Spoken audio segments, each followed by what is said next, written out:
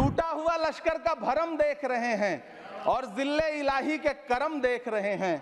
ताकत का नशा अक्ल पे हावी है तुम्हारी, तुम देख न पाओगे जो हम देख रहे हैं। एक दिन अपनी किसी मजदूर की तरह अपनी दिन भर की दिहाड़ी लेकर के बाजार जाइए और अपने बच्चों के लिए राशन खरीदिए, तब पता चलेगा कि महंगाई कम हो रही है या नहीं हो रही है। यवतमाल का वो दाभड़ी गांव जहां 20 मार्च 2014 को वो किसानों के साथ चाय पर चर्चा करने गए थे, उसी यवतमाल में पिछले 6 महीने में 132 किसानों ने आत्महत्या की है। मेरा बहुत भावुकता के साथ देश के प्रधानमंत्री से सवाल है कि इन उजड़ते हुए मकानों और बेघर होते हुए घरों को देख करके आपको नींद कैसे आती है, आप सो कैसे पाते हैं? 83 मिनट 71 बार थपथपाई गई मेज, 14,417 शब्दों का बजट भाषण और उस बजट में अपने लिए राहत तलाशती मिडिल क्लास की हैरतजदा आंखें। सभापति महोदय, मेरे हाथों में जो दस्तावेज है, दरअसल ये देश के किसानों, गरीबों, मजदूरों की उम्मीदों का स्मारक है। ऐसा लग रहा है जैसे वित्त मंत्री महोदया ने बजट नहीं तैयार किया है, बल्कि प्रधानमंत्री जी की मन की बात का संकलन तैयार किया है। टूटा हुआ लश्कर का भरम देख रहे हैं, टूटा हुआ लश्कर का भरम देख रहे हैं और जिल्ले इलाही के करम देख रहे हैं। ताकत का नशा अक्ल पे हावी है तुम्हारी, तुम देख न पाओगे जो हम देख रहे हैं। वित्त मंत्री महोदया ने इस बजट में महंगाई पर सिर्फ 10 शब्द बोला है। जिस देश में टमाटर 100 रुपए किलो बिक रहा हो, सभापति महोदय मेरा टाइम पॉज करें और बार बार इंटरप्ट करने को या तो मना करें। हाँ बोले, कृपया बोले। सभापति महोदय, वित्त मंत्री महोदया ने इस बजट में महंगाई पर सिर्फ 10 शब्द बोले हैं। जिस देश में टमाटर 100 रुपए किलो बिक रहा हो, उस देश की वित्त मंत्री के पास बजट में महंगाई पर बोलने के लिए सिर्फ 10 शब्द है। डीजल, पेट्रोल, आटा, चावल, दाल, सब्जी की महंगाई का तो कोई जिक्र ही नहीं। सावन चल रहा है तो प्याज और लहसुन का दाम पूछना तो शायद पाप होगा। मैंने तो यह भी सुना है कि वित्त मंत्री जी जो चीज खुद नहीं खाती हैं, उसके दाम से उनका कोई लेना देना नहीं होता। लेकिन इस बार बजट पेश करने के लिए पार्लियामेंट आने से पहले वित्त मंत्री जी ने दही और चीनी खाई थी। अब तो उनसे यह पूछा जा ही सकता है कि उन्हें दही, दूध और चीनी का रेट तो इन दिनों पता ही होगा। क्या उसे सस्ता करवाएंगी या नहीं सस्ता करवाएंगी? अगर पता है तो कृपया सस्ता करवाइए, क्योंकि इसी चीनी ने अमेठी में एक मंत्री महोदया का राजनीतिक कैरियर कड़वा कर दिया। सभापति महोदय, अपने शीश महलों में बैठे हुए सरकार के सांसद और मंत्री कह रहे हैं कि महंगाई कम हो रही है। संसद की कैंटीन से बाहर निकल करके एक चाय का कप खरीदिए, तब समझ में आएगा कि महंगाई कम हो रही है या बढ़ रही है। किसी एक दिन अपनी किसी मजदूर की तरह अपनी दिन भर की दिहाड़ी लेकर के बाजार जाइए और अपने बच्चों के लिए राशन खरीदिए, तब पता चलेगा कि महंगाई कम हो रही है या नहीं हो रही है। यहां बैठ करके बड़ी बड़ी बातें करना आसान है। ये चूनर धानी धानी भूल जाते, ये पुरवा की रवानी भूल जाते, जो आकर 4 दिन गांव में रहते तो सारी लंतरानी भूल जाते। सभापति महोदय, इलेक्टोरल बॉन्ड खरीदने के नाम छुपाने वाली सरकार, इलेक्टोरल बॉन्ड खरीदने वालों के नाम छुपाने वाली सरकार इन दिनों आम के ठेला लगाने वालों के नाम जानना चाहती है। मुझे तो होटलों, ढाबों या आम के ठेलों पर नेम प्लेट लगवाने वालों से पूछना है कि कभी खून की बोतल पर देखा है किसी का नाम लिखा हुआ? मुझे पूछना है कि क्या कोरोना के दौरान अपनी उखड़ती हुई सांसों के लिए ऑक्सीजन तलाशने वाले किसी इंसान ने ऑक्सीजन लाने वाले किसी इंसान से पूछा था कि ऑक्सीजन लाने वाला इंसान हिंदू है या मुसलमान है? मुझे पूछना है कि लावारिस लाशों के लिए कोरोना में कांधा देने वाले, चिताओं के लिए लकड़ियां सजाने वाले किसी इंसान से पूछा गया था उसका नाम, उसका मजहब? लेकिन इन दिनों पूछा जा रहा है। सभापति महोदय, अफसोस देश के प्रधानमंत्री जी ने कभी न टूटने वाली चुप्पी ओढ़ ली है। सभापति महोदय, जनता ने 63 सीटें कम क्या कर दी।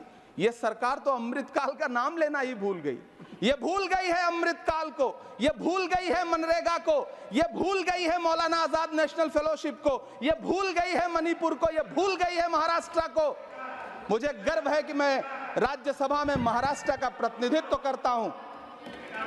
महाराष्ट्र जो देश की आर्थिक राजधानी है, जो टोटल कॉर्पोरेट टैक्स का 40%, इनकम टैक्स का 32% और जीएसटी का 20% इस देश को देता है, उस महाराष्ट्र के लिए इस बजट में एक शब्द नहीं है। आप बैठ जाए। सभापति महोदय, आखिर महाराष्ट्र से किस बात का बदला लिया जा रहा है? महाराष्ट्र में लोकसभा चुनाव में बाबा साहब अम्बेडकर के संविधान को बचाने के लिए वोट क्या कर दिया? प्रधानमंत्री जी तो महाराष्ट्र से बदला लेने पर उतर आए। अब तो शायद उन्हें याद भी ना हो यवतमाल का वो दाभड़ी गांव जहां 20 मार्च 2014 को वो किसानों के साथ चाय पर चर्चा करने गए थे और उनकी किस्मत बदलने के सपने दिखाए थे।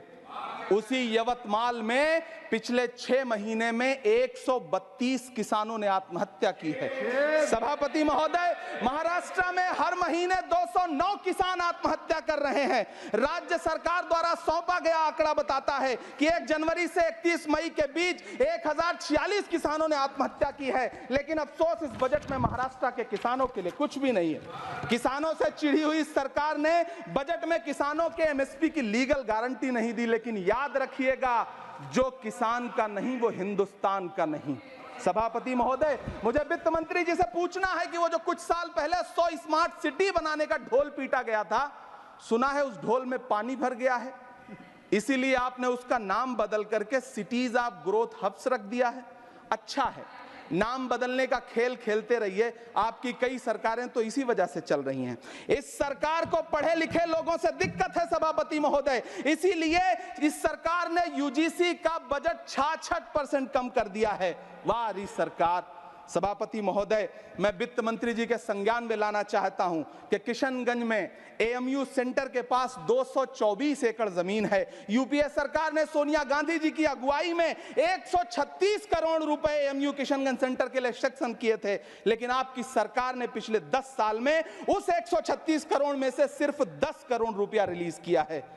1.5 करोड़ की आबादी वाला सीमांचल बेहतर शिक्षा के लिए उस सेंटर की बाट जोह रहा है। मेरा आपसे सवाल है कि इस सेंटर का बाकी पैसा आप कब रिलीज करेंगे? मुझे उम्मीद है वित्त मंत्री महोदया जवाब जरूर देंगी। सीमांचल उसी बिहार में आता है जिसकी बैसाखी के सहारे आपकी सरकार चल रही है। वहां के लोगों को एम्स की जरूरत है। महानंदा और कोसी से होने वाली बाढ़ की तबाही को रोकने के लिए बांध बनाइए, सीमांचल के साथ सौतेला व्यवहार बंद करिए।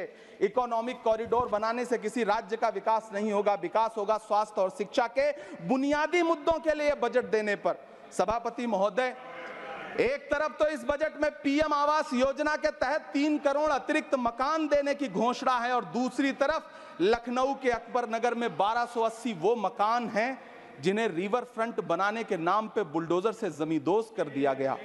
सभापति महोदय, लोग चीखते रहे, बच्चे बिलखते रहे, वसुधैव कुटुंबकम का नारा लगाने वाली सरकार इंसानों के घरौंदे उजाड़ कर जश्न मना रही है। सभापति महोदय, मेरा बहुत भावुकता के साथ देश के प्रधानमंत्री से सवाल है कि इन उजड़ते हुए मकानों और बेघर होते हुए घरों को देख करके आपको नींद कैसे आती है, आप सो कैसे पाते हैं? मेरा सवाल है इस देश के प्रधानमंत्री से, या तो लोगों के घरौंदे उजाड़ना बंद करिए या फिर करोड़ों मकान बनाने की झूठी घोषणाएं करना बंद करिए। यह बजट झूठ का पुलिंदा है। यह बजट आपके पिछले साल के बजट का कट कॉपी पेस्ट है। यह बजट हमारे चुनावी घोषणा पत्र की नकल करने की एक बेईमान कोशिश है। लेकिन कहावत है ना कि नकल के लिए भी अकल चाहिए। मेरे हाथ में एक तरफ न्याय पत्र है जो हमारा है और दूसरी तरफ अन्याय पत्र है जो आपका है। इस सरकार को आलोचना सुनने की आदत नहीं है सभापति महोदय। जब आप इनसे सवाल पूछिए तो ये कहते हैं कि आप बताइए 70 साल में आपने क्या किया है। मैं तो इस सदन में कहना चाहता हूं सभापति महोदय कि हमसे 70 साल का हिसाब मांगने वालों, जो सरकार अपना चलाया हुआ 2000 का नोट 7 साल नहीं चला सकी, वो हमसे 70 साल का हिसाब मांगती है। सभापति महोदय, मैं अंत में आपसे यह कहना चाहता हूं, यह बजट बैसाखी पर टिकी हुई सरकार का कुर्सी बचाओ बजट है। इस बजट में राज्यों के साथ, किसानों के साथ, नौजवानों के साथ, महिलाओं के साथ, देश के मिडिल क्लास के साथ अन्याय किया गया है और इस अन्याय का खामियाजा आपको महाराष्ट्र, हरियाणा और झारखंड के चुनाव में भुगतना पड़ेगा। सभापति महोदय, इस सरकार ने नोटबंदी लगाकर देश की आम जनता की पूंजी छीन ली। बैठे नहीं बोले, कृपया टैक्स लगा करके छोटे व्यापारियों के कारोबार छीन लिए, पेपर लीक करवा करके युवाओं की आंखों से नौकरी के सपने छीन लिए, अग्निवीर लाकर देश के जवानों की उम्मीदें छीन ली, बुलडोजर लगाकर लोगों के आशियाने छीन लिए, महंगाई लाकर देश की जनता की थाली से निवाले छीन लिए और नारा लगाया कि हम तो सेवक हैं, 18-18 घंटे काम करते हैं। इन्हीं लोगों के लिए किसी ने शेर कहा है कि जो सच और झूठ में दूरी है वो दूरी समझते हैं, सियासी हाकिमों की हम भी मजबूरी समझते हैं, वो अपना हक समझते हैं निवाला छीन लेने को, डकैती को बहुत से लोग मजदूरी समझते हैं। हमें पता है कि कैसी मजदूरी की जा रही है। सभापति महोदय, मैं यहाँ खड़ा होकर के अंत में आपसे कहना चाहता हूं कि इस बजट में तमाम राज्यों के साथ अन्याय किया गया है, इस बजट में युवाओं के साथ अन्याय किया गया है, महिलाओं के साथ अन्याय किया गया है और खास तौर से महाराष्ट्र के लिए कुछ नहीं रखा गया है। महाराष्ट्र बाढ़ से जूझ रहा है, पानी बरसने से वहां 1500 से ज्यादा लोग मारे गए हैं। उस शहर को, उस राज्य को 4000 करोड़ के पैकेज की जरूरत है ताकि जो फसलें बर्बाद हुई हैं लोगों को राहत दी जा सकी। लेकिन अफसोस, इस बजट में महाराष्ट्र के लिए ऐसा कुछ भी नहीं है। मैं आखिर में यह कहना चाहता हूं कि पिछले 7 दिन से इस बजट का बड़ा ढिंढोरा पीटा जा रहा है, इसे महान बताया जा रहा है, लेकिन कौन महान बता रहा है? सत्ता पक्ष के लोग, उन्हें तो बताना ही है, क्योंकि मैं अवध क्षेत्र से आता हूं, प्रतापगढ़ से, नीरज भाई भी अवध और पूर्वांचल से आते हैं। वहां एक कहावत है कि बिटिया की तारीफ किसने की? बिटिया की महतारी ने, यानी कि बेटी की प्रशंसा किसने की? मां ने। तो इस बजट की तारीफ सत्ता पक्ष करे तो करेगा ही, लेकिन विपक्ष के एक भी सांसद से आप पूछिए कि क्या उसके राज्य को कुछ मिला है, तो वो ये कहेगा कि नहीं, कुछ भी नहीं मिला है।